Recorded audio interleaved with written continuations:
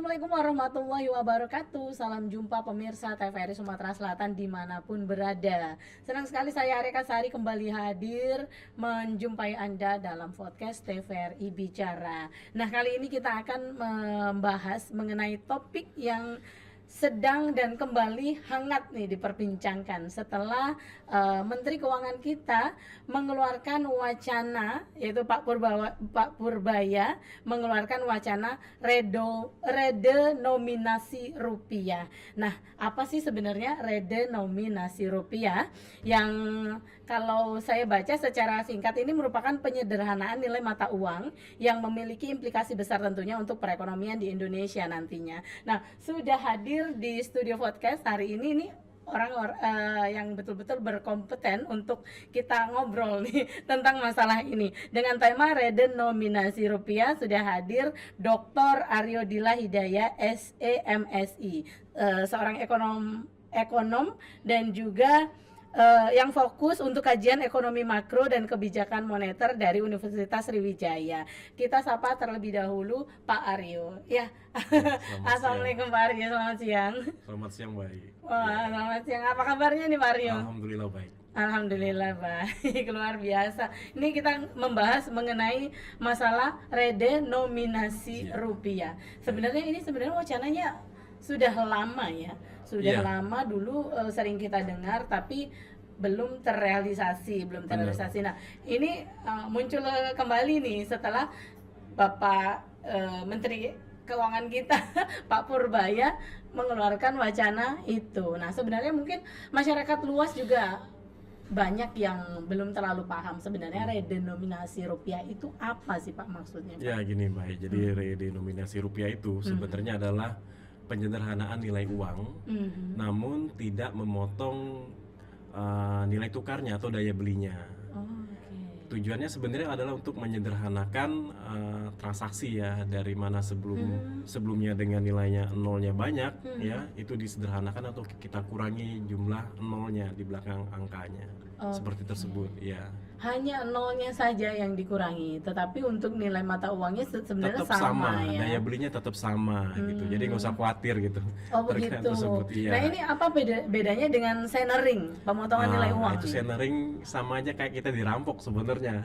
Oh, itu berbeda sekali. Berbeda ya, sekali. Jadi kalau centering itu pernah dilakukan pada tahun 50-an ya, sampai tahun 60-an. Kita kenal dengan istilah Gunting Sarifuddin ya. Pada waktu itu di mana misalnya nilai uang rupiah sebesar 10 rupiah itu dipotong menjadi 2, menjadi 5 rupiah, dan daya belinya juga 5 rupiah kayak gitu. Jadi kita mengalami kehilangan daya beli, misalnya kalau dipotong 50%, daya beli kita juga berkurang sebesar 50%. Itu centering. Ya, centering seperti itu. Memang jauh berbeda ya. Tetapi mungkin pemahaman dari masyarakat gitu ya mendengar kata redenominasi rupiah ini mungkin bayangannya adalah centering tadi. Iya, ada ketakutan itu. Terutama dari generasi-generasi yang pernah mengalami itu ya. Misalnya dari kakek nenek kita gitu ya, mereka mengalami itu, termasuk nenek saya juga pernah cerita masalah itu. Ya, sehingga mereka menjadi sangat panik ya di zaman itu ya, karena aset mereka itu berkurang, terutama yang aset dalam bentuk mata uang rupiah seperti itu. Iya sih, tapi sebenarnya ketakutan itu juga bukan tanpa alasan ya Pak ya. Yeah. Mungkin adanya minimnya kepercayaan masyarakat juga seperti itu, atau bagaimana gini. Kira-kira apakah memang nantinya redenominasi rupiah ini memang layakkah dijalankan gitu di Indonesia? Ya sebenarnya redenominasi ini sangat bagus ya untuk dijalankan ya, walaupun sebenarnya kalau dari sisi apakah sangat penting untuk dilakukan saat ini ya, itu perlu kajian lagi sebenarnya ya, mengingat kondisi ekonomi global itu masih memberikan tekanan yang cukup besar dalam perekonomian kita sebenarnya. Cuman dengan adanya redenominasi ini, itu akan membuat transaksi yang kita laksanakan tuh menjadi lebih sederhana. Artinya misalnya selama ini kita sering membuat suatu transaksi, Indonesia tuh pernah kejadian misalnya ada artis asing nih mau konser di Indonesia gitu kan, Toto dibayar misalnya dia bilang 2 miliar, wah gitu, mereka kaget gitu kan, mahal sekali mereka dibayar gitu ya. Oh iya. Padahal setelah dikurskan atau dihitung dalam mata uang dolar, ternyata nolnya hilang 3 gitu, hilang 4 gitu. Iya, iya, iya. Artinya sangat murah artinya gitu ya. Mm-mm. Dan ini juga munculkan persepsi bahwa mata uang kita itu dianggap mata uang yang dulunya pasti ekonominya ada masalah kayak gitu. Dan juga dalam perhitungan juga akan membuat menjadi tidak efisien karena nolnya terlalu banyak. Oke, iya.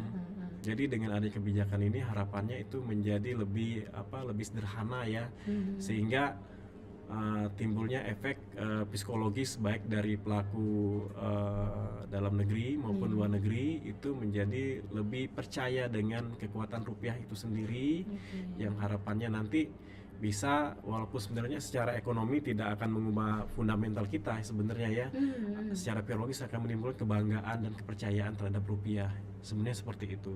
Oke, jadi memang kalau menurut Pak Aryo memang sebenarnya bagus ya untuk Bagus sekali ya, dilaksanakan. perlu didukung kebijakan ini. Perlu didukung.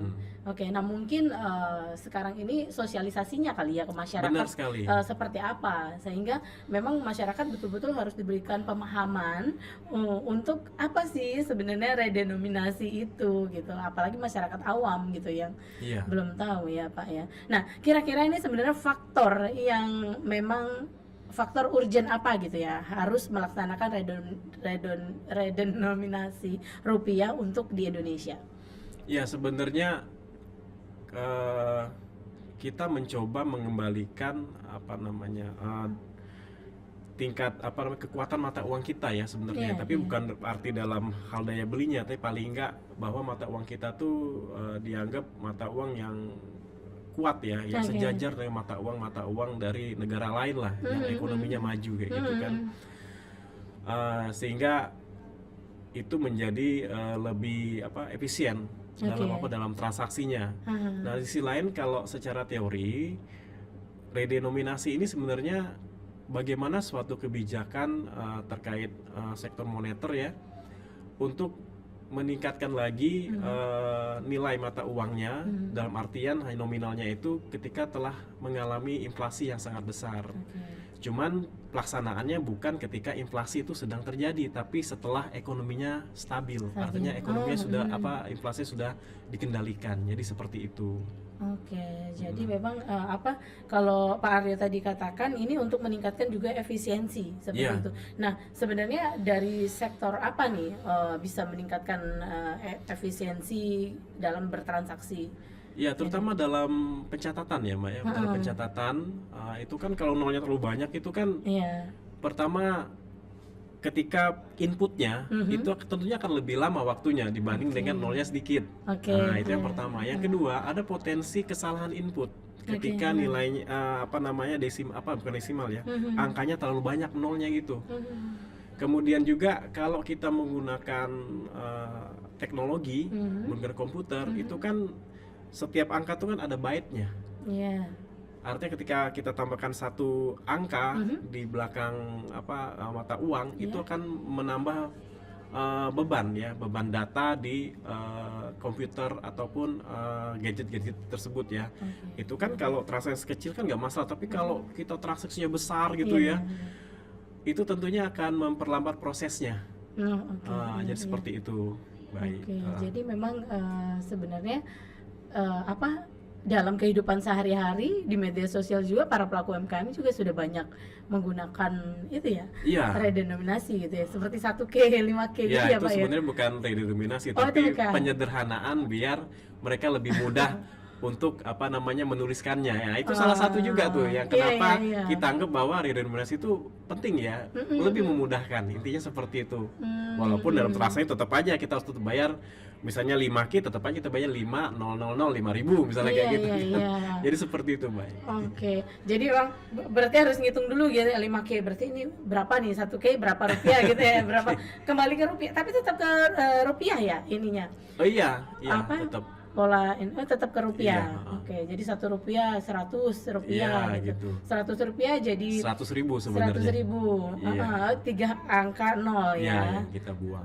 Oke, nah kira-kira nanti akan berdampakkah pada transaksi pada pelaku UMKM, kemudian perbankan ini berdampak sejauh apa nanti dampaknya kira-kira kalau memang betul-betul terrealisasi nih? Ya, sebenarnya dengan adanya redenominasi ini itu memudahkan mereka seperti saya bilang di awal tadi ya. Cuman yang pasti akan terjadi penyesuaian sistem pembukuan mereka, Nah, iya akuntansi itu. mereka, dan juga pencatatan mereka ya Mbak ya, yang sebelumnya itu ada nolnya banyak, sekarang berkurang 3. Nah, Iya. itu mesti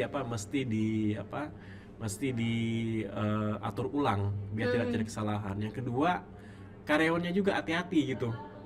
Kalau ada kemungkinan salah dalam pencatatan. Iya, iya. Transaksi 5 juta sebelum dan sesudah kan beda.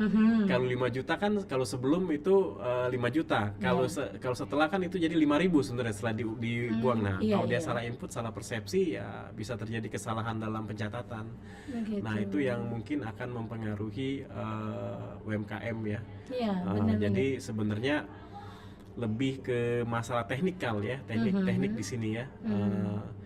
Tidak kepada pengaruh kepada usahanya ataupun kepada keuntungannya, misalnya nggak sampai ke sana, hanya di situ saja. Oke, seharusnya penerapan seperti redenominasi ini harusnya semakin memudahkan gitu ya. Benar. Khususnya para pelaku UMKM gitu ya. Ketika nantinya malah terjadi banyak kesalahan atau seperti apa? Ini gimana nih Pak Aryo? Gimana jadinya? Harus disederhanakan seperti apakah Ya, gitu? yang pasti ya staf-staf keuangan ya, staf-staf ataupun pencatatan ya, termasuk yang terkait dengan hal itu harus dipahamkan ya bagaimana menyesuaikan kebijakan ini dengan bisnis mereka. Sehingga harapannya potensi risiko kesalahan itu bisa ditekan seminimal mungkin. Dan lagian ini waktunya panjang juga kok, nggak langsung nggak begitu langsung kebijakan langsung dikatakan kita redenominasi langsung enggak juga. Cuman sudah panik gitu ya. Oh baik. Jadi masyarakat itu mendengar istilah redenominasi itu, aduh ini apalagi nih gitu nih, apalagi nih gebrakan-gebrakan yang dicanangkan oleh Menteri Keuangan kita ya. ini gitu. Iya. Baik. Nah, Pak, apakah memang redenominasi ini nantinya membantu Indonesia untuk memiliki daya saing ekonomi di kancah internasional nih kira-kira? Kita pisahkan antara kondisi fundamental sama efek psikologis sebenarnya di sini. Jadi kalau secara fundamental sih enggak kayaknya. Ya, artinya kita tetap akan dipandang oleh investor asing gitu ya. Itu ya sebenarnya akan melihat bagaimana kondisi makroekonomi kita, termasuknya sosial politik kita kayak apa. Dan bagi mereka kan mereka tuh pinter-pinter Mbak sebenarnya. Jadi ya mereka udah paham itu apa itu redenominasi ya. Cuman secara psikologis itu akan membuat mata uang kita itu terkesan kuat. Oh gitu. Iya, dibandingkan sebelumnya. Jadi misalnya kan kalau $1 itu sama dengan 16.000 sekian ya sekarang ya. Tentunya akan berbeda ketika melihat $1 itu sebesar Rp16. Artinya dianggap mata uang ini memiliki kekuatan secara ekonomi. Jadi ada efek ininya, kepercayaan ya bagi investor melihat bahwa ekonomi Indonesia itu ya kuat kayak gitu, bukan ekonomi yang sebenarnya pernah mengalami masalah yang besar sebelumnya. Itu efek psikologisnya seperti itu, sehingga nanti ketika misalnya anggap aja nih ada gonjang-ganjing ekonomi global ke depan ya, misalnya efek tapering dari US ya ataupun krisis-krisis yang lain, tentunya para investor ini kan nanti akan melihat negara mana nih yang paling stabil atau menguntungkan secara ekonomi untuk tempat menyimpan aset-aset mereka. Karena kan aset itu akan mudah berpindah dalam menyikapi kondisi ekonomi global. Nah, dengan melihat besaran nilai mata uang atau nilai tukar dari masing-masing negara, itu tentu efek psikologisnya akan berdampak ke sana. Walaupun secara fundamental itu sebenarnya tidak ada. Iya. Ya, jadi memang eh, ya harusnya memang harus diterapkan juga ya kalau dari perbincangan dengan Pak Aryo ini ya, Iya, supaya kita juga di eh, mata dunia perekonomian kita juga bisa stabil gitu ya, dan bisa berdaya saing seperti itu. Nah, iya, tadi tapi Pak Aryo bilang bahwa Indonesia ini pernah mengalami permasalahan ekonomi yang cukup berat juga gitu. Nah, iya. dan Itu yang menyebabkan kenapa rupiah kita tuh seperti ini sekarang sebenarnya. sebenarnya apa permasalahan ekonomi berat yang ada di Indonesia? Termasuk krisis moneter Salah di satunya. tahun. Oh, oke. Jadi menurut sejarahnya kan Indonesia juga seperti negara-negara yang berkembang lainnya ya. Iya. Tentunya ekonominya tidak mulus dari awal merdeka sampai saat ini. Nah, kita juga mengalami hal kayak gitu. Kita kan pernah menghadapi masalah-masalah ekonomi ya, terutama di tahun 50-an. Mungkin karena kita baru belajar habis merdeka ya, Iya. habis lepas tahun 40-an atau Iya, 48, 49 itu ya. Kita menghadapi namanya inflasi yang sangat tinggi sekali. Kemudian itu tentunya menurunkan daya beli masyarakat dan menurunkan nilai rupiah kita. Karena begini, pada prinsipnya bagaimana terjadi pertukaran dua mata uang, Iya. itu besarannya ditentukan oleh apa?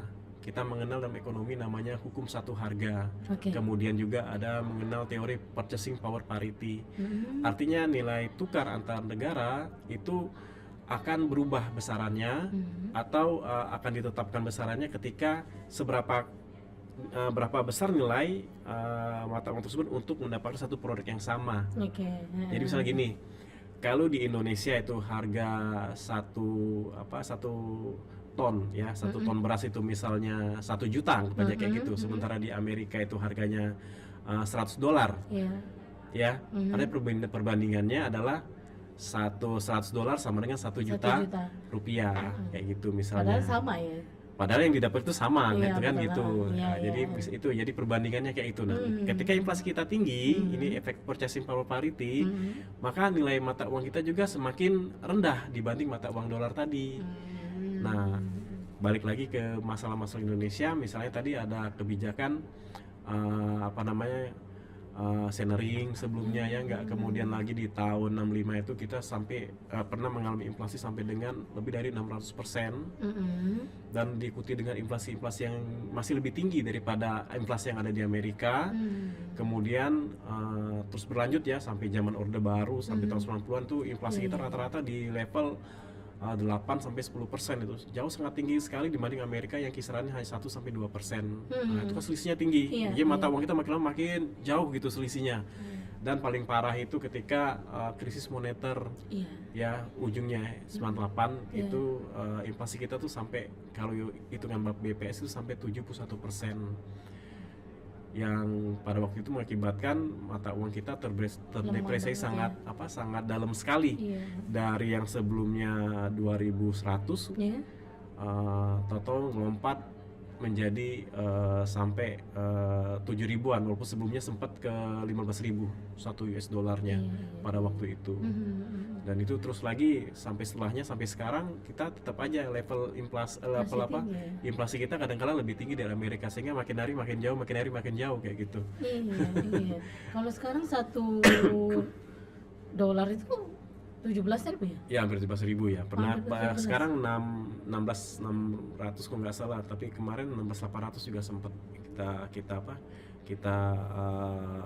korbankan untuk mendapatkan $1. Oke. Berarti kalau dengan kata lain kondisi kita sekarang juga sebenarnya perekonomiannya belum stabil ya? Ya, kalau kita tinjau dari sisi nilai tukar, memang fluktuasinya masih cukup tinggi. Sangat rentan sekali dengan isu-isu, baik isu internal maupun isu global ya. Cuman kalau kita lihat di internal, inflasi itu relatif stabil. Sebenarnya seperti itu. Oh gitu. Dan yang paling penting menjadi acuan itu sebenarnya adalah inflasi di dalam negeri. Oke, inflasi di dalam negeri itu yang menjadi acuan. Iya, yang paling penting dijaga itu. Oke. Nah, kalau faktor inflasi itu sendiri apa sih Pak sebenarnya? Kalau untuk di Indonesia ini? Oh, banyak sebenarnya Mbak. Jadi inflasi itu sendiri adalah terjadi kenaikan harga barang dan jasa secara terus-menerus dalam suatu periode tertentu. Iya. Yang pasti itu terjadi, yang pertama kalau kita lihat dari demand pull inflation akibat banyaknya permintaan dibanding dengan Jumlah barang ya, yang jumlah. tersedia. Iya. Kalau yang tersedia sedikit, yang minta banyak, harga pasti naik. Iya, iya. Ya. Mm-mm. Sama juga kalau artinya di sini kalau demand pool itu walaupun produknya naik, tapi permintaan naik jauh lebih besar daripada barang yang tersedia. Nah, kalau cost push ini yang bahaya, yang terjadi pada tahun 98 atau waktu 60-an, 50-an itu ya. Itu yang terjadi adalah di mana barang itu produksi jumlahnya turun, merosot.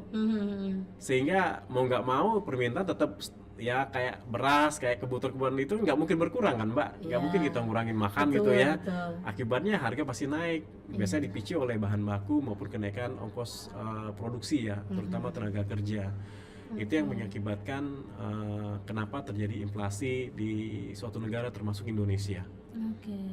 Nah, kalau seperti faktor efisiensi anggaran itu juga masih menjadi faktor nggak untuk terjadinya inflasi juga? Kalau Karena kan daya beli ya, masyarakat juga menurun itu lebih dong. mengarah ke deflasi sebenarnya. Oh, Ya, tapi kalau jangka panjang itu bisa mengakibatkan inflasi juga. inflasi. Ya.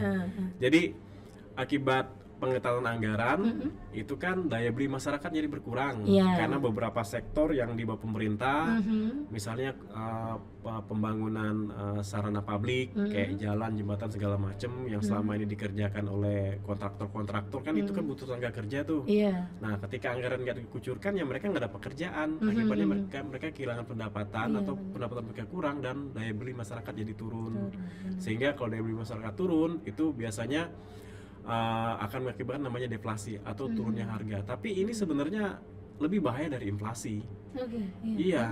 Kenapa? Kalau sampai daya beli masyarakat turun, itu akan mengakibatkan perusahaan akan mengurangi harga jualnya Harga jual. agar barangnya tetap terserap di pasar atau tetap bisa bersaing dengan barang yang sama. Cuman efeknya kalau dia nurunin produksi, pasti akan nurunin Mengiringi tenaga kerjanya. Iya. Ya enggak? Iya, iya. Artinya makin tinggi tingkat Pengangguran, pengangguran. iya, Kalau iya. pengangguran terjadi meningkat, maka daya beli makin turun lagi. Tapi Ya. faktanya seperti itu kan nih sekarang yang terjadi. Kita sebenarnya sudah ngelewatin itu. Kalau sekarang Oke. kayaknya sekarang trennya sudah mulai stabil, Mbak. Tapi kalau di akhir tahun 2004 kemarin, saya sempat ngobrol juga dengan dari Kementerian Keuangan itu yang terjadi kemarin di mana banyak orang yang mantap-mantap pada waktu itu makan tabungan maksudnya. Iya. Pendapatannya kurang. Benar. Iya. Jadi ini gimana seharusnya pemerintah menyelesaikan persoalan perekonomian inilah ya. Ini kan multiplier efeknya nih ya kita Ya, multiplier dari effect. masalah redenominasi ke masalah inflasi, deflasi ini kan ada juga kaitannya ini nih. Iya, sebenarnya gini, Pak kalau kita balik lagi ke masalah redenominasi tadi ya, Iya. itu sebenarnya selama ekonomi kita stabil itu nggak ada ngaruhnya. Artinya sebelum dan setelah redenominasi itu sebenarnya tidak ada efek bagi perekonomian sebenarnya. Oke. Hanya secara psikologis ya, Oke. ataupun hal-hal yang sebenarnya bukan karena ekonomi Iya, itu yang membuat redenominasi itu menjadi kurang bermakna ataupun manfaatnya mungkin agak sedikit terganggu ya. Misalnya ada pembulatan harga ke atas lah, terlalu mengakibatkan inflasi dan juga ada potensi-potensi kecurangan ya atau penipuan-penipuan bisa terjadi pada masa transisi tersebut kayak gitu ya. Tapi kalau kita tinjau secara fundamental sebenarnya nggak ada. Ini kan cuman hanya mengurangi nilai nol. Daya beli masyarakat nggak berubah sebenarnya. Oke. Jadi nggak ada masalah sebenarnya. Makanya pemerintah harus benar-benar masif ketika melakukan sosialisasi terkait kebijakan ini. Baik. Jadi memang betul-betul sosialisasinya harus gencar. Iya. Jadi masyarakat tuh perlu tahu apa redenominasi itu sebenarnya, bagaimana nanti kira-kira timingnya yang tepat untuk Benar sekali. dilaksanakan gitu Iya. ya. Nah, kemudian juga sembari menstabilkan kondisi perekonomian negara ini. Iya, seperti itu. Oke. Nah, kalau Pak Aryo melihat sekarang kondisi perekonomian kita gimana nih? Ya, sekarang Indonesia masih dalam tekanan ya, terutama Iya. akibat perang dagang ya. Iya. Kita masih masih tertekan dengan tarif-tarif barang yang kita ekspor, terutama kalau tujuannya ke Amerika gitu kan, karena itu dampaknya memang cukup besar ya ke pelaku-pelaku industri ya, pelaku-pelaku usaha, Iya. dimana kalau terjadi kenaikan tarif, barang Iya. kita kan semakin tidak bisa bersaing masuk di sana. Akibatnya barang kita menjadi nggak laku, efeknya adalah para pekerja dan industri di sini yang akan mengurangi produksinya dan Iya. terjadi peningkatan pendapatan bagi masyarakat yang atau penduduk yang terkait dengan sektor tersebut. Artinya kita masih perlu melihat bagaimana ke depan. Yang informasi terakhir kan mulai ya antara Cina sama Amerika nih kan masih tarik menarik ya, dan ujungnya walaupun sekarang sudah mulai agak sedikit reda ya, perang tersebut ya sebenarnya, cuman kita nggak tahu ke depan karena reda ini karena sudah menyiasati mengamankan ekonomi mereka masing-masing ya. Iya, iya. Semakin protektif antara Cina sama Amerika ini, dan tentunya Indonesia satu sisi bisa mendapatkan hal positif Iya. karena bisa masuk pasar Amerika menggantikan produk Cina. Heeh. Tapi sisi lain juga dengan adanya juga tekanan tarif juga dari Trump itu juga tidak semua sektor bisa mengalami, ada beberapa sektor yang mengalami tekanan ya akibat hal tersebut. Jadi kayak itu Mbak. Oke, sektor apa kira-kira yang mengalami tekanan? Kemarin itu kalau nggak salah sektor farmasi ya yang Oke. Amerika tuh mulai naikin lagi tarifnya. Kemudian juga saya nggak tahu ya, saya agak lupa, itu juga termasuk sektor-sektor industri apa alas kaki atau apa ya. Tapi saya belum saya agak lupa itu karena ini sangat dinamis sekali gitu ya. Iya, iya. Amerika itu sangat negosiasinya tuh bukan cuma sama Cina, Iya. tapi juga sama seluruh negara di dunia dan melihat lagi bagaimana stok dari industri mereka di dalam negeri mereka itu, dan itu mereka selalu proteksi benar. Oke. Hari ini tarifnya sekian, atau berubah lagi, hari ini bisa gratis, atau besok hanya di negara tertentu yang gratis, negara lain harus bayar. Jadi sangat dinamis sekali itu kondisinya. Oke, jadi memang betul-betul jadi acuan kita ya di seluruh dunia ya, Amerika Ya. itu untuk perekonomiannya Ya karena ekonomi mereka adikuasa sangat ya. besar sekali Iya, Mbak. betul. Ya sangat besar sekali, ekspor kita kan termasuk walaupun dibagi mereka nggak besar, tapi efek multipliernya ke industri dalam negeri itu cukup besar Iya, ya. iya, iya. Jadi perlu dihitung sangat hati-hati, dan jangan sampai kejadiannya kayak Malaysia atau Kamboja itu menggadaikan kedaulatan negaranya tuh sampai gara-gara negosiat tarif ya dengan Amerika. Jadi seperti itu. Serem ya. Takut. Kira-kira Kita jangan Indonesia sampai jangan kayak ya. semua Iya. pemimpin kita berpikir jernih lah ya. Iya. Berhitung dengan teliti ya, jangan sampai satu sisi kita diuntungkan tapi satu sisi lain kita dirugikan sangat parah. Iya. Dan itu bisa menimbulkan ketidakstabilan di dalam negeri. Banyaklah ruginya ya. Iya, Padahal kayak gitu. Indonesia punya berbagai macam Ya, potensi lebih baik kita punya gitu ya. bagaimana pemerintah sekarang itu kan sudah ngejar ke Brazil, ngejar Iya. ke Eropa ya. Terkait perjanjian perdagangan internasional seperti itu. Oke, jadi memang pemerintah harus pandai-pandai nih ya. Iya, Harusnya pemerintah harus bisa pusat. pencak silat sekarang ini. Iya. Ya, harus bisa berkelit gitu ya, dan semuanya teman gitu, gak ada musuh ya. Benar. Dan yang Pokoknya pasti harus melindungi industri dalam negeri. Iya. Ya. Ya, itu juga dampaknya juga untuk anak cucu kita kelak gitu Benar, ya. benar sekali. Pak Aryo, betul sekali. Nah, Pak, apakah redominasi ini dapat meningkatkan persepsi positif investor terhadap perekonomian Indonesia? Ya, kembali lagi saya Kalau bilang, menghasil investor. ya? kalau secara fundamental mungkin enggak. Oke. Ya, artinya mereka tetap melihat bagaimana pertumbuhan ekonomi kita, berapa inflasi kita yang real, berapa tingkat suku bunga, kemudian bagaimana semua indikator makro tetap akan mereka hitung. Cuman itu tadi saya bilang, dengan adanya redenominasi ini, investor di luar negeri tentunya secara psikologis akan melihat bahwa negara kita tuh negara yang kuat secara ekonomi. Oke. Ya, sehingga mereka lebih yakin ketika berinvestasi di Indonesia seperti itu. Tapi kalau bagi investor Indonesia sih nggak juga gitu ya, tetap aja gitu, hanya itu tadi ke masalah efisiensi transaksi ya, yang membuat kita menjadi lebih simpel lah kayak gitu. Lebih simpel. Iya. Oke, tapi kalau untuk nilai kan katakanlah ya akan nominalnya juga akan membesar ya, Pak Arya ya. Untuk misalnya untuk transaksi-transaksi yang kecil, ini gimana jika sudah diberlakukan redenominasi ini?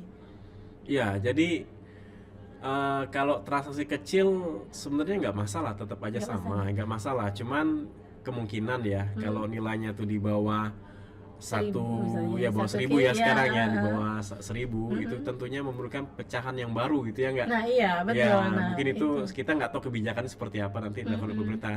Kalau secara apa? Secara real itu Mm-mm. yang jadi masalah, tapi kalau secara digital itu nggak masalah sebenarnya. Mm-mm. Cuman kalau real ini nanti misalnya harganya 1.500 jadi Iya 1,5 misalnya, rupiah misalnya kayak gitu iya ya nggak? Nah iya, itu mungkin apakah pemerintah akan menerbitkan pecahan sen yang baru ya kayak zaman dulu ya kan ada sen ya, Iya dulu atau Indonesia punya seperti sen. apa ya, sejauh ini saya belum dapat informasi terkait hal tersebut ya Mbak Ai. Ya tujuannya intinya gini, uang itu sangat dibutuhkan dalam perekonomian. Iya Dan uang itu juga seperti saya ilustrasikan kayak darah dalam tubuh kita Mbak. iya betul. Kalau jumlahnya ini nggak boleh lebih, nggak boleh kurang. Mhm. Kalau kelebihan bisa overhead, inflasi. Iya Kalau jumlah uangnya kurang, maka akan terjadi namanya deflasi atau iya. kelesuan ekonomi yang kita bahas tadi. Dan uang juga harus ditunjang oleh pecahan-pecahan yang bisa memenuhi transaksi yang paling kecil. Mhm. Jadi nggak bisa misalnya kita hanya menginjakan sampai 1 rupiah atau Iya menggantikan 1.000 tadi. iya Sementara kalau kita mau beli permen, masa permennya 1.000 gitu ya iya nggak? betul. Maka harus disiapkan pecahan yang lebih kecil Lebih daripada kecil. 1 rupiah tadi Betul. agar orang bisa beli permen atau Mhm. untuk pertukaran nilai-nilai yang tidak pas besarannya dengan 1 rupiah tadi. Mhm. Jadi kalau ini tidak dilaksanakan maka ekonomi juga akan terganggu aktivitasnya karena kurangnya pecahan rupiah tadi. Iya. Sehingga transaksi orang jadi ketika mau beli permen di awal harganya cuma 200 rupiah, 300 rupiah. Sekarang kok jadi 1.000 Iya jatuhnya iya gitu kan. iya. Akhirnya udah kita nggak usah beli. Nah, Oh, jangan kayak gitu kan. Akhirnya iya apa, transaksi betul. nggak jadi. Mm-mm. Pembelinya rugi karena nggak bisa nikmatin konsumsinya. Yang Iya. pedagang juga rugi karena nggak bisa dapat untung, nggak bisa Betul. jual. Nah itu yang mungkin harus jadi pertimbangan pemerintah, ada regulasinya yang harus mengatur hal-hal tersebut seperti itu. Iya, ya, karena masih ada juga transaksi-transaksi kecil ya Iya. yang harus kita lihat juga gitu. Nah, Pak, seberapa besar nanti pengaruh dari segi psikolog ya masyarakat terhadap keberhasilan implementasi redenominasi ini? Yang pasti akan Kira-kira. timbul kebanggaan terhadap mata uangnya. Oke, Mata uang rupiah kita makin mencintai mata uang rupiah Iya. gitu ya enggak. Dan juga mungkin pernah tuh ngelihat kalau di channel YouTube orang Malaysia ngata-ngatain kita orang miskin karena dianggap rupiah tuh nggak seberapa gitu ya Iya, enggak iya, nilainya. iya. Masa satu Satu ringgit gitu ya. 4.000 ya, 3.000, 4.000 ya gitu ya. Iya kan, benar, berapa benar. itu di apa diomongin gitu kan. Nah, tapi ketika redenominasi nilai rupiah sama ringgit itu udah nggak jauh lagi. Jadi Sama dia ya.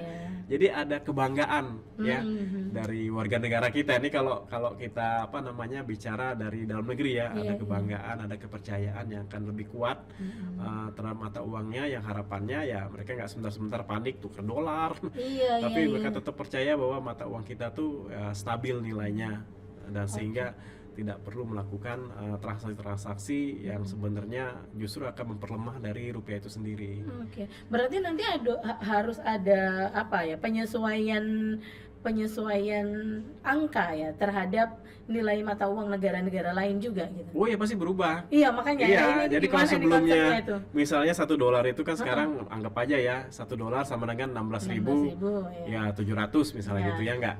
Artinya kalau setelah redenominasi ya $1 sama dengan 16,7 rupiah. Jadi kayak gitu jatuhnya satuannya iya, gitu. iya. Sama juga nilai tabungan kita juga berubah. Mm-mm. Ya, kalau sebelumnya kita punya uang 10 juta itu nilainya di tabungan 10 juta, Iya. tabungan nanti kalau udah redenominasi jadi 10.000.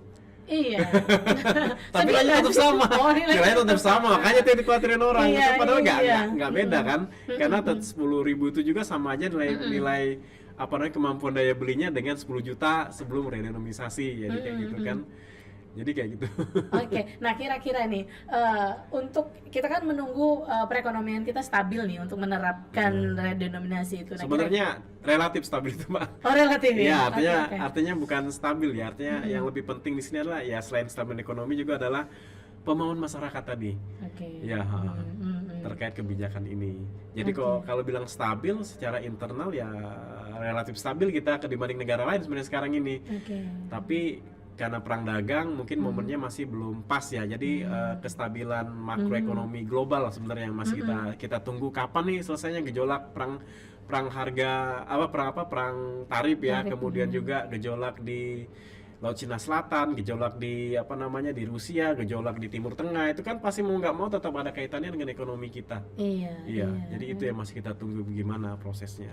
Oke, Iya. jadi kalau misalnya harus diterapkan sekarang sebenarnya sudah relevan gitu. Kalau sekarang Ya, jadi dalam pengalaman waktu dekat lah ya. ya mungkin hanya terbatas sosialisasi dulu, Mbak. Sosialisasi. Disiapkan dulu perundang-undangannya iya, yang kayak sekarang kenapa dia menjadi hal yang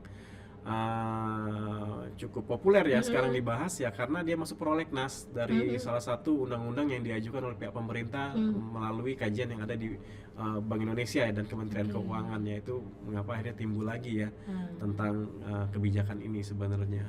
Nah, itu berarti ada faktor yang harus dikaji Disiapkan, oleh pemerintah ya. gitu ya untuk segera mengimplementasikan ini. Nah, kira-kira sebelum pemerintah launching nih ya redenominasi ini, apa yang harus disiapkan terlebih dahulu? Yang pasti perlu dikaji. Ada kajian itu dari Bank Indonesia dan juga dari pemerintah ya, dalam hal ini Kementerian Keuangan, melihat bagaimana kondisi ekonomi saat ini, kemudian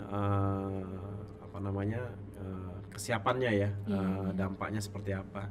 Kemudian setelah itu baru dilakukan pengesahan undang-undangnya, dan akan ditentukan ini akan dilakukan berapa lama kayak gitu proses ini. Kalau kita ngelihat dari pengalaman negara lain ya, kayak misalnya di Turki yang sukses ya menghilangkan, kalau kita 3 dia 6 nol yang dikurangin. Oh, lebih ini ya dia. Ya, lebih banyak lagi tuh. Nah, itu. Tapi karena memang kita melihat waktu itu kondisi perekonomiannya begitu jatuh ya Turki ya. Iya, sebelumnya kayak gitu. Maka mereka aja butuh waktu 7 tahun prosesnya. Jadi nggak bisa serta-merta. Ada proses-proses yang harus dilalui agar prosesnya ini smooth ya, mulus sesuai dengan tujuan dari kebijakan ini. Jadi kalau kira-kira Indonesia bisa butuh berapa tahun ini? Kalau dari roadmapnya ini Bank Indonesia atau pemerintah itu butuh waktu antara 7 sampai 10 tahun. Sama prosesnya. dengan Turki dong? Iya, 7 sampai 10 tahun.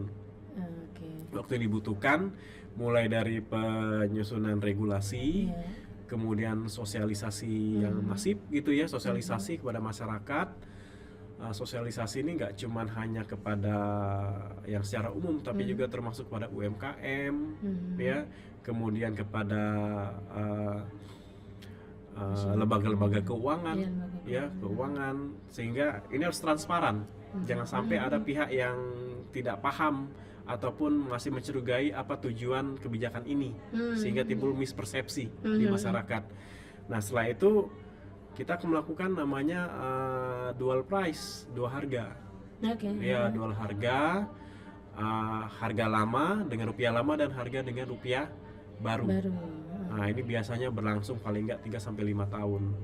Ya, agar masyarakat itu yakin bahwa nilai uangnya ini ya tetap sama. Kamu pakai mata uang lama dapatnya segini, pakai uang baru dapatnya juga segini kayak gitu. Sama artinya ya, jadi nggak bela. Jadi kalau misalnya mata uang 50.000, ada yang satu nilainya 50.000, ada satu nilainya 50 saja, tapi dengan warna yang sama, misalnya kayak gitu kan. Nah, itu akan membuat masyarakat yakin bahwa tidak ada beda antara sebelum dan setelah redenominasi ini sebenarnya. Nah, jadi itu perlu buat masa pengalihan tersebut, dan setelah itu, setelah diyakin cukup ya bagus ya dampaknya, pemerintah tentunya akan menarik mata uang yang lama yang menolnya masih banyak itu, digantikan dengan mata uang yang baru kayak gitu. Dan di sini pemerintah juga harus bisa melakukan regulasi-regulasi, terutama tadi kita bahas tadi adalah misalnya pembulatan nilai ke atas ya. Jadi misalnya 9 rupiah, 9,4 rupiah itu dibulatkan jadi 10 rupiah misalnya kayak gitu kan. Nah, itu yang sebenarnya yang harus atasi, jangan sampai itu dijadikan kesempatan oleh para pedagang ya misalnya Iya.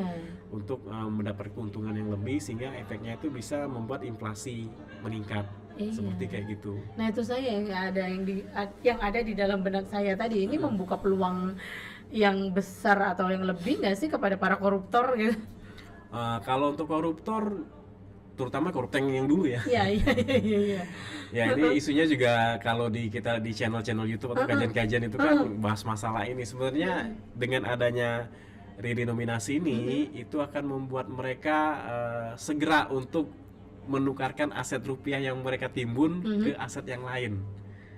Aset Justru ini contohnya artinya mereka kan sekarang kan nyimpennya ya, ya. saya nggak tahu ini ceritanya benar apa enggak. Iya. Saya dapat cerita dari teman-teman berbagai instansi Iya, itu ketika mereka melakukan penggerebekan itu ada satu ruangan rupiah semua duitnya, Iya, terutama menjelang pemilu, Iya, gitu untuk iya, bagi-bagi betul. duit segala Betul, macam betul. gitu ya enggak. Nah ini kan kalau tim rupiah baru ya rupiah lama kan nggak laku lagi kalau ditarik. Iya. Makanya dia harus segera menukarkan dengan emas misalnya atau dengan US dollar atau mereka belikan properti. Nah ini kan pemerintah harus memperketat ya, Iya, memperketat iya, ya, iya. terutama dari PPATK misalnya kita dari kepolisian ataupun dari semua rezim ya, rezim anti pencucian uang itu ya, itu Iya. harus menyiapkan aturan sehingga mereka tuh bisa ya nangkep gitu. Iya betul bisa betul. bisa mendeteksi apakah uang ini memang benar-benar bersih atau memang hasil dari kejahatan seperti korupsi atau kejahatan underground ya, seperti perjudian, narkoba dan segala macam ya enggak. Itu kan mainnya kayak semua itu, enggak ada main pakai kris gitu kan ya. Benar-benar. Ya makanya justru makin mempersulit sebenarnya dengan adanya kebijakan redenominasi ini sebenarnya kayak Oke, gitu. berarti kalau misal patut dicurigai ya kalau misalnya ada tiba-tiba transaksi yang begitu besar gitu Ya, misalnya. itu aneh dari mana kayak gitu iya, kan. iya, Makanya iya. itu bisa ditelusuri dan ditangkap pelakunya bisa. Oke, tapi Iya. kan tidak menggunakan digital itu. Iya, biasanya memang Tapi terdata ya? shadow ekonomi sama shadow ekonomi sama ini biasanya memang menggunakan uang cash. Tapi kalau karena saya di PPATK juga Mbak, jadi Iya, tahu iya. setiap lembaga-lembaga keuangan, kemudian lembaga atau pihak pelapor ya, kami dalam di PPATK itu harus melaporkan kalau ada penduduk ataupun lembaga yang melakukan transaksi misalnya di atas 500 juta Oke. itu kepada PPATK atau kepada Otoritas Jasa Keuangan. Itu namanya transaksi yang mencurigakan, LKTM namanya, laporan transaksi yang mencurigakan. Dan itu akan segera direspon, akan ditindaklanjuti untuk ditelusuri lagi. Iya, iya. Arahnya dari mana, siapa penerimanya, kayak gitu kan. Bagaimana kekerabatannya atau afiliasi kayak apa. Jadi sekarang tuh makin ketat. Iya, jadi walaupun dia pakai cash, misalnya Antam itu ngelapor, Mbak. Nah, Iya. Kemudian kalau kita belikan mobil, itu yang punya mobil juga ngelapor. Iya, termasuk kalau kita jadi masukin modal untuk koperasi, itu koperasi ngelapor. Itu emang ada aturannya. Iya. Ada itu sistem seluruhnya informasinya. walaupun misalnya lembaga pemerintahan, kemudian masyarakat umum, swasta, itu seluruhnya ada tuh terdeteksi. Iya, selama lembaga keuangan tadi atau pihak-pihak pelapor tadi melaporkan itu. Oh, oke. Iya. Mencurigai gitu ya. Iya, dicurigai, gitu. iya. Jadi transaksi yang mencurigakan ya. Termasuk gini aja, Mbak. Iya. Mbak aja walaupun kita kan kalau transaksi 100 juta nih Iya. di bank, pasti suruh ngisi form kan biasanya Iya. kan gitu kan, sumbernya duitnya dari mana, segala macam ya, apalagi itu aja langsung dideteksi sama PPATK. Iya. Tapi transaksi-transaksi rutin misalnya Mbak profilnya kerja di TVRI misalnya, Iya. kita tahu kan misalnya gaji, tapi selalu dapat misalnya 20 juta, 20 juta, 20 juta, 20 juta, itu kan aneh gitu kan. Itu juga kan menjadi profil yang dicurigai juga. Jadi sekarang hati-hati. Iya betul ya, segalanya bisa terdeteksi. Iya, terus dengan udah deteksi mudah. semua, iya kayak gitu. Apalagi udah zaman digitalisasi seperti Iya, ini. kalau digital lebih gampang lagi. Lebih gampang, bener makanya. Langsung kelihatan itu dia lari kemana-mana tuh kelihatan gitu. Baik. Nah, berarti kalau misalnya dengan kata lain ketika diterapkan ini redenominasi ini meminimalisir koruptor dong ya, angka koruptor. Sebenarnya Justru. bukan nggak ada kaitannya ke situ. Justru Oke. aset yang selama ini dikumpulkan Iya, ya. Oh. itu yang susah untuk dikeluarkan gitu dengan adanya kebijakan ini. Oke, Iya, aset yang oke. mereka kumpulkan sebelum kebijakan ini kan masih banyak rupiah lama gitu kan. Nah, itu yang menjadi tekanan bagi mereka untuk segera memindahkan ataupun Asetnya. bukan memindahkan sih, menukarkan ya. menukarkan asetnya dengan aset yang lain, seperti itu, dan aset rupiahnya tadi. Seperti itu, Mbak. Ya begitulah ya. Kalau memang jadi memang putarannya memang terdeteksi semua seperti itu ya Pak Aryo ya. Oke Pak, gimana Pak dampaknya redenominasi ini terhadap nanti pencatatan akuntansi, sistem pembayaran, kemudian harga barang dan juga pada pelaku usaha nih, gimana nih nantinya? Jadi yang pasti bagi perusahaan atau UMKM, apalagi udah sistemnya tuh komputerisasi komputer itu harus disesuaikan. Ya, disesuaikan. Jangan sampai terjadi kerugian ya akibat kesalahan dalam sistem maupun kesalahan dalam pencatatan. Demikian juga di lembaga keuangan kayak bank itu ya nggak, itu juga harus penyesuaian. Yang sebelumnya saya misalnya tabungan saya nih punya 20 juta nih, kan mendadak turun tuh.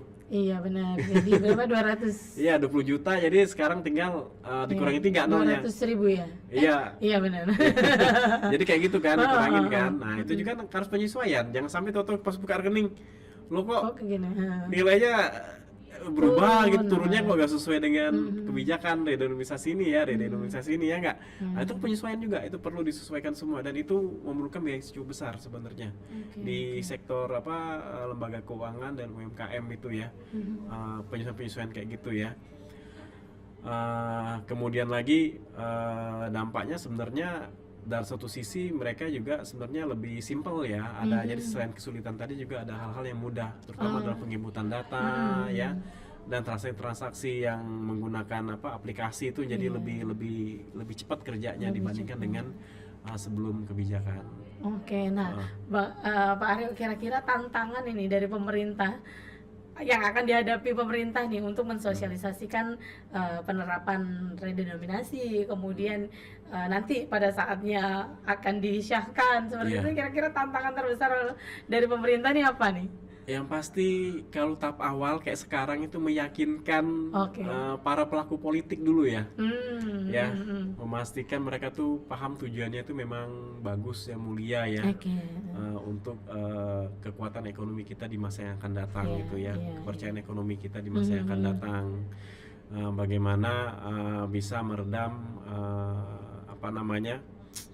isu-isu negatif di balik kebijakan ini. Jadi misalnya kita nanti diceritakan kayak Zimbabwe misalnya kayak itu kan gagal, misalnya kayak gitu kan, atau negara-negara lain yang gagal ya enggak, sehingga akan menimbulkan inflasi lebih tinggi lagi. Nah itu yang harus dipahamkan. Jadi jangan sampai pelaku-pelaku politik ini memberikan informasi yang nggak benar ke masyarakat, apalagi informasi itu karena kepentingan mereka pribadi. Ya karena mungkin punya rupiah mereka masih banyak. Nah kita tahu sendiri kan, nggak bukan duduk itu ya, itu kan.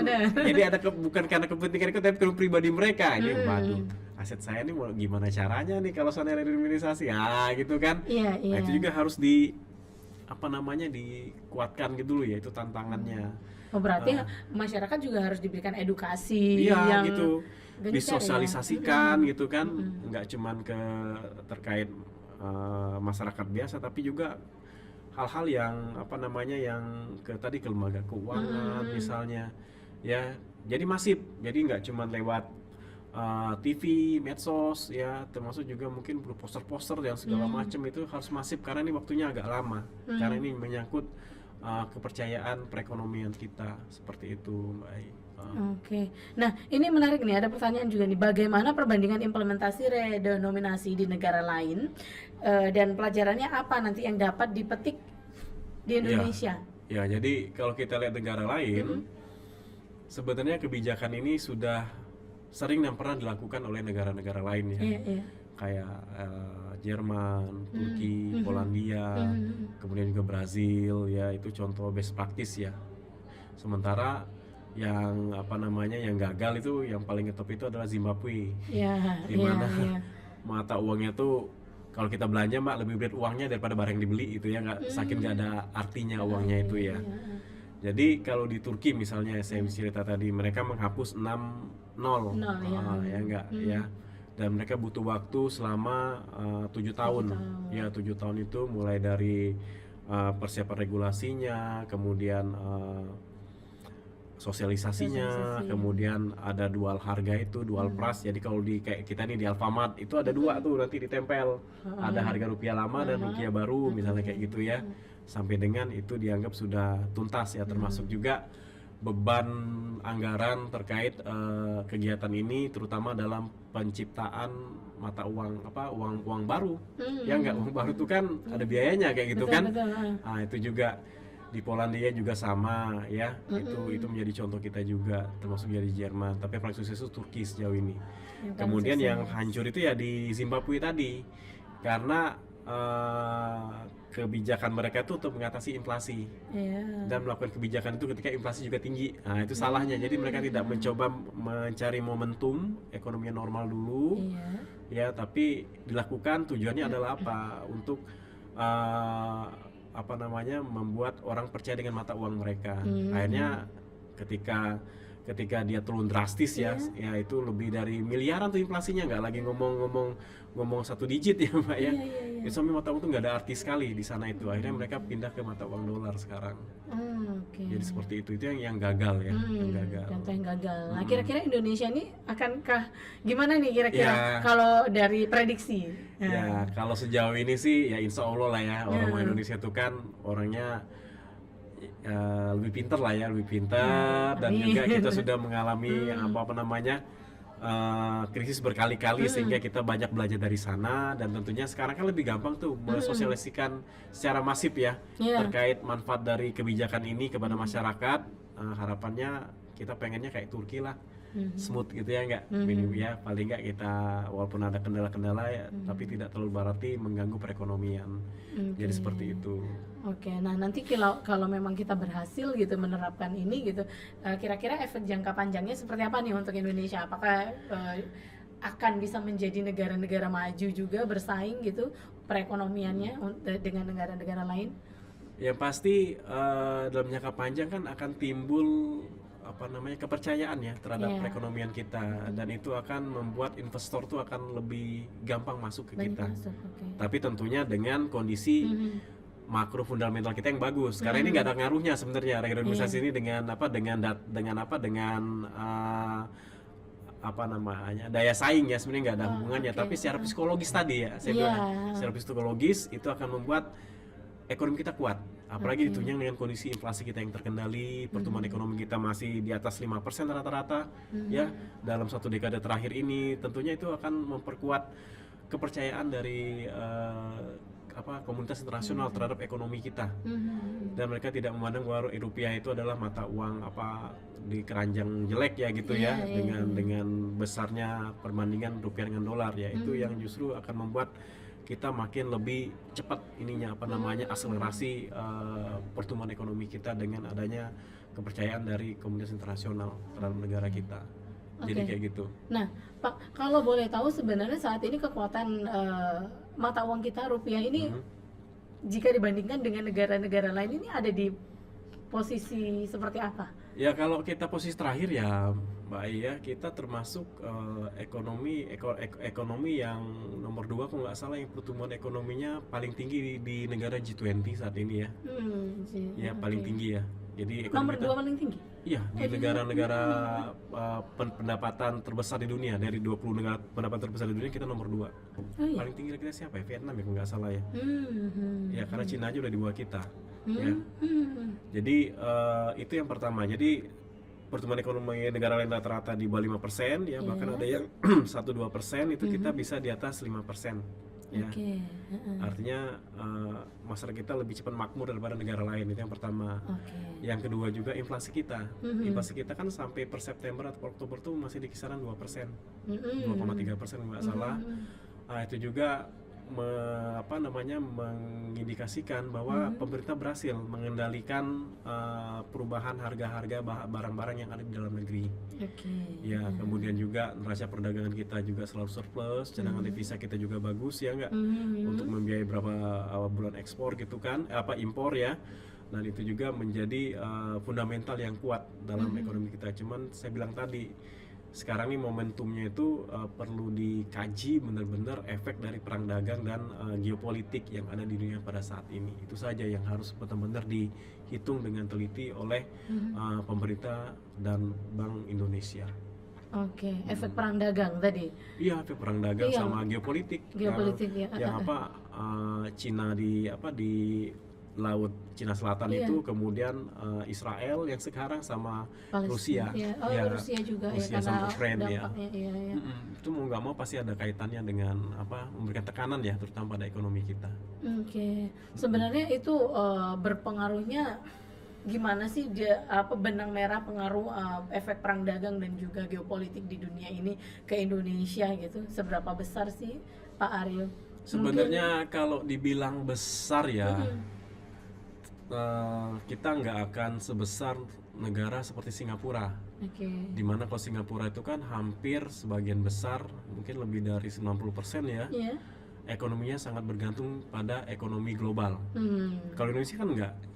Indonesia itu kan 60% sampai 70% itu barang kita produksi itu dibeli oleh konsumen dalam negeri. Oke. Ya, artinya kalaupun border kita ditutup, nah itu 60% industri kita aman sebenarnya ya enggak? Karena yang beli itu orang dalam negeri. Cuman sisanya ini kan 30% banyak juga ini. Nah, ini yang sangat bergantung dengan kondisi ekspor kita ke luar negeri, ya. Jadi misalnya gara-gara mana ya? Gara-gara perang dagang tadi ya, yang perang dagang tadi, ekspor kita itu menjadi mungkin katakanlah terhambat. Ya, terhambat sedikit terhambat karena tarif yang tinggi sehingga gagal bersaing dengan negara yang selama ini kita jadi yang paling murah dan banyak dibeli. Sekarang tahu-tahu akibat naiknya tarif ya, itu menjadi tidak kompetitif dibanding negara pesaing kita tadi. Itu misalnya efek perang dagang. Kalau di masalah geopolitik itu kan nanti akan memacu meningkatnya harga distribusinya, harga pengirimannya, harga pengamalan, ongkos-ongkos kirimnya jadi mahal akibat perang. Yang selama ini misalnya industri kita untuk misalnya kita kirim kopi ya ke Eropa, itu kan bisa lewat selat yang lewat terusan Suez, potong jalan. Ini terpaksa muter di Afrika, sehingga ongkosnya jadi lebih mahal, sehingga akan mengurangi tingkat keuntungan industri di dalam negeri. Jadi kayak gitu. Oke, luar biasa banget ya, nggak terasa kita 60 menit ini ngobrolnya. Jadi banyak ini ya multiplier effect-nya dari redenominasi ini. Baik, mungkin pesannya Pak Aryo sendiri untuk pemerintah dan juga pelaku usaha dan masyarakat terkait redenominasi rupiah ini. Ya, jadi sebenarnya bahwa kebijakan ini bagus ya bagi perekonomian kita ke depan, agar ekonomi kita lebih dipercaya lah, itu jatuhnya seperti itu ya. Harapannya bisa menarik dana-dana luar lebih banyak lah kayak gitu ya, dan mengurangi capital flow ke luar ya. Cuman syaratnya harus dimulai dengan roadmap yang sudah dibuat tadi untuk dilakukan secara konsisten, ya, yang mengacu pada pengalaman dari negara yang berhasil.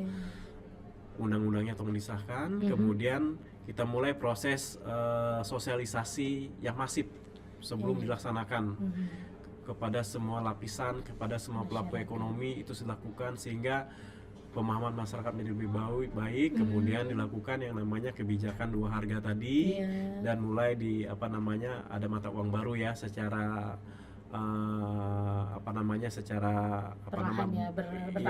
bertahap dan berdampingan ya. Dan kemudian kalau itu berhasil baru kita tarik mata uang baru tadi, dan itu bisa menjadi lebih smooth gitu ya enggak. Tapi kuncinya satu, kita harus sosialisasi dan pemerintah harus bisa menjelaskan dengan transparan. Betul. Tujuannya, step-stepnya, apa keuntungannya, apa risikonya, itu harus dijelaskan dengan baik sehingga masyarakat percaya bahwa tujuan ini sangat bagus. Dan yang terpenting adalah tujuannya untuk kemaslahatan masyarakat Indonesia pastinya ya Pak Aryo. Baik, terima kasih Pak Aryo atas hadirnya di TVRI Sumatera Selatan membahas topik kita yang menarik ini. Akhirnya pemirsa, saya Arya Kasari mewakili kerabat kerja yang bertugas undur diri. Sampai jumpa.